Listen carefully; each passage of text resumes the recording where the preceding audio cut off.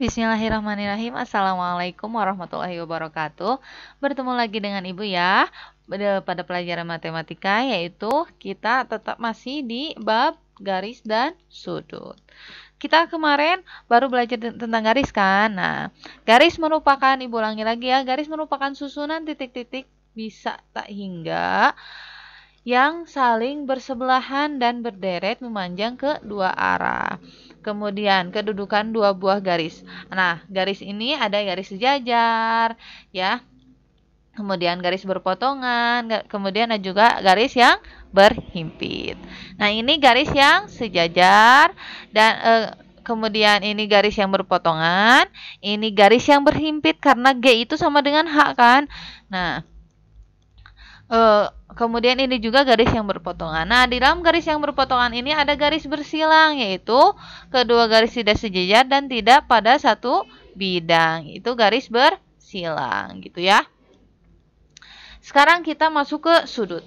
Sudut itu adalah sebuah daerah yang terbentuk karena adanya dua buah garis sinar yang titik pangkalnya saling bersekutu atau berhimpit ya.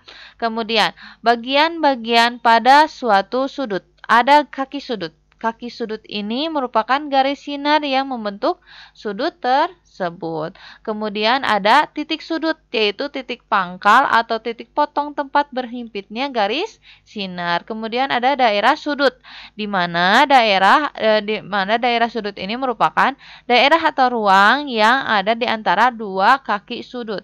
Nah, ini di sini ada gambarnya nih. Ini merupakan B, ini merupakan titik sudut, dan ini yang merupakan daerah sudut. C ini dan A ini merupakan kaki sudut, gitu ya. Nah, di sini jenis-jenis sudut. Ada yang namanya jenis sudut tumpul. Sudut tumpul itu sudut tumpul yang memiliki besar daerah sudutnya di antara 90 dan 180. Itu lebih besar gitu kalau sudut tumpul. Jadi sudutnya itu antara 90 sampai 180. Sedangkan sudut lancip itu sudutnya itu kurang dari 90 derajat. Kebalikannya dari sudut tumpul. Kalau sudut tumpul itu lebih dari 90 derajat, kalau lancip itu kurang dari 90 derajat.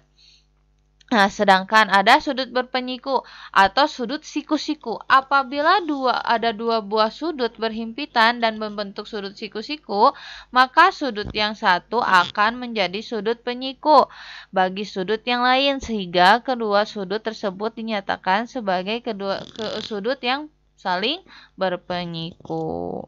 Nih, di sini ada sudut. Jadi sudut siku-siku itu jumlahnya itu 90 derajat, pas 90 derajat. Jadi tadi sudut tumpul itu lebih dari 90 derajat, sudut lancip itu kurang dari 90 derajat, siku-siku pas 90 derajat, tidak kurang tidak lebih, yaitu 90 derajat. Kemudian ada sudut berperulus. Sudut lurus ini apabila dua buah sudut yang berhimpitan saling membentuk sudut lurus, maka sudut yang satu akan menjadi sudut pelurus bagi sudut yang lain, sehingga kedua sudut tersebut bisa dikatakan sebagai sudut yang saling berpelurus. Nah, sudut lurus ini jumlah sudutnya 180 derajat. Jadi kalau lurus, nah ini kan garis lurus. Nah, ini sudutnya itu 180 derajat. Gitu ya. Tadi pertama, sudut tumpul itu lebih dari 90 derajat, sudut lancip kurang dari 90 derajat, sudut siku-siku itu pas 90 derajat, dan sudut lurus itu 180 derajat. Nah, ini nih. Ini merupakan sudut siku-siku. Nah, sudut siku-siku ya, A, B, C. Nah, sudut B ini merupakan sudut siku-siku. Nah, jika misalkan ada sudut A, B, D dan dijumlahkan dengan sudut C, B, D, maka ini merupakan 90 derajat. Sudut yang ini ditambah sudut ini itu 90 derajat, gitu ya. Jadi pokoknya ini A, B, C ini sudutnya 90 derajat. Kalau misalkan berarti ABD ditambah DBC itu dijumlahkan menjadi 90 derajat karena ini berada di dalam sudut siku-siku. Sedangkan ini ada sudut lurus. Sudut lurus ini 180 derajat kan? Ini sudut lurus ini 180 derajat. Maka sudut SQP ditambah sudut SQT ditambah lagi sudut TQR, sudut ini ditambah sudut ini ditambah sudut ini jumlahnya 180 derajat. Misalnya nih, kalau misalnya sudut ABD ini 50 derajat, berarti sudut DBC ini karena ini 90, kalau ini 50 berarti ini sisanya 40 derajat gitu ya. Kalau misalkan ini 30 berarti ini sisanya 60 derajat gitu ya. Kalau sekarang di sini misalnya nih. Misalnya ini 60 derajat. Kemudian ini misalnya 70 derajat ya. Berarti 60 ditambah 70 130 derajat. Maka ini sisanya 50 derajat gitu ya. Karena ini jumlahnya 180 derajat. Kalau misalkan ini ininya misalkan 80, ini misalnya 30, maka 80 tambah 30 110, maka sisanya adalah 180 dikurangi 110 70 derajat gitu ya. Karena ini sudutnya 180 derajat gitu ya. Nah, di sini ada hubungan antar sudut apabila dua garis sejajar dipotong oleh garis lain. Di sini ada namanya sudut sehadap. Sudut sehadap ini sudut yang memiliki posisi sama dan besarnya pun sama pada gambar di samping nih. Ada sudut sehadap ini yaitu sudut A sama dengan sudut E. Nah, sudut A dan sudut E ini sudut sehadap dan nilainya ini sama. Sudut A dan sudut E ini namanya sudut sehadap dan nilainya sama. Kemudian selain A dan E ada D dan H. D dan H ini sudut sehadap dan nilainya sama. Kemudian ada B dan F. Ini juga sama, sehadap. Sudut B dan sudut F ini sehadap dan nilai sudutnya sama. Kemudian ada sudut C dan sudut G.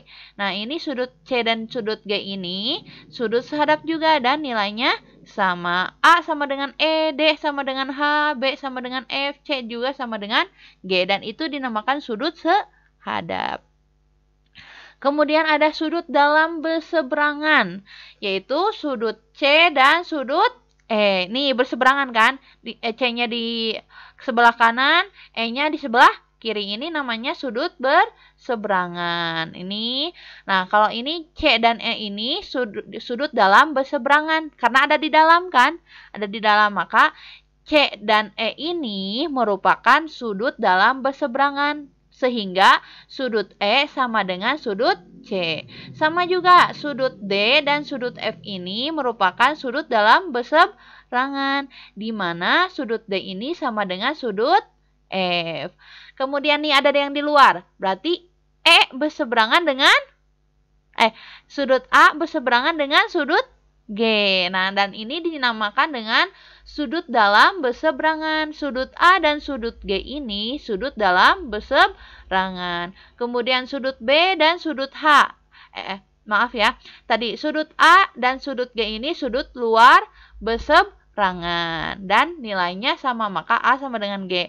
Kemudian B dan H juga sudut luar berseberangan. Maka B dan H ini sama ya. Sudut B dan sama dengan sudut H gitu ya. Kemudian ada namanya sudut dalam sepihak. Di mana sudut dalam sepihak ini jumlahnya adalah 180 derajat ya. Ini ada sudut. Jadi jika dijumlahkan sudut D dan sudut E ini sudut dalam sepihak. Nah, kalau dijumlahkan sudut E dan sudut D, maka jumlahnya itu adalah 180. Contohnya, misalnya D-nya ini 80 derajat. Ya, D-nya 80 derajat. Maka E-nya berapa? Karena D dan E ini dalam sepihak ya, D dan E ini dalam sepihak, maka karena tadi jumlah sudutnya dalam sepihak itu adalah 180, tadi D-nya itu kan 80,